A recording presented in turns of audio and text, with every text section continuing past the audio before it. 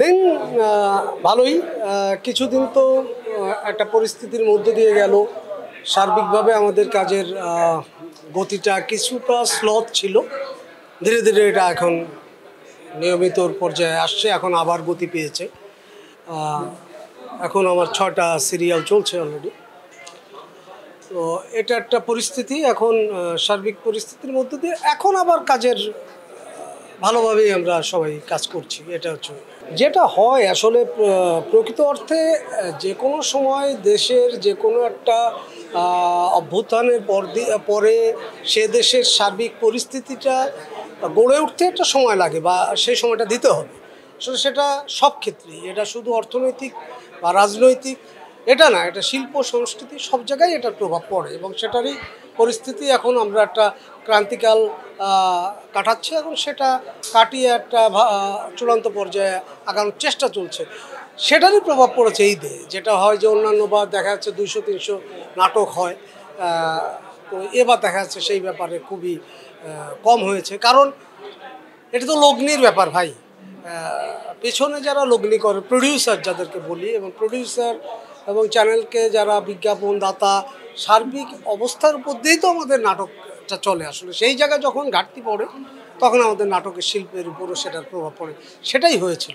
সেই শিল্পী হিসেবে বলবো যে এটা সমস্ত শিল্পীরই এটার একটা প্রভাব পড়েছে এবং সেটা কাটিয়ে এখন আমার কাছে মনে হয় ধীরে ধীরে কিছুদিন লাগবে, কিন্তু সেটা আবার ভালো জায়গায় পৌঁছাচ্ছে বলে মনে হয়। আসলে এই পরিস্থিতি যে কিভাবে কাটানো যায়, এখন সেই জায়গা থেকে যে আজকে যেমন ধরেন ডিরেক্টর গিল্ডসের নির্বাচন হয়ে নতুন কমিটি এসেছে, শিল্পী সংঘের নির্বাচনে নতুন কমিটি এসেছে, টেলিব্যাবের নির্বাচন সামনে।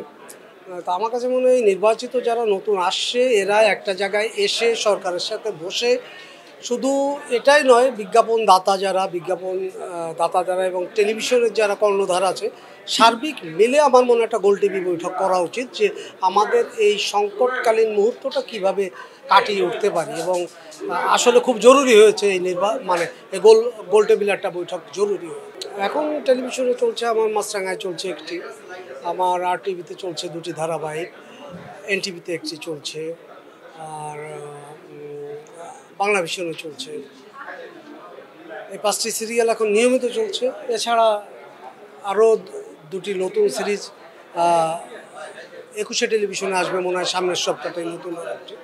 OTTর ব্যাপারটা এখন প্ল্যান নাই। আর সিনেমার ব্যাপারটা হচ্ছে আপনারা জানেন যেহেতু বেশ কিছু অফার এসেছে, তো সমস্যা হচ্ছে যে যেহেতু একবার আমি ন্যাশনাল অ্যাওয়ার্ডটা পেয়েছি, ন্যাশনাল অ্যাওয়ার্ড পাওয়াতে যেটা হয়েছে আমি চাইলেই এখন সব চরিত্র করতে পারছি না, সেটারও কিছু মানুষের দাবি দেওয়া আছে।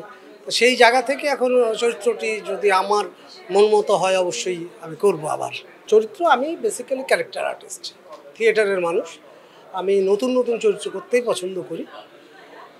সেক্ষেত্রে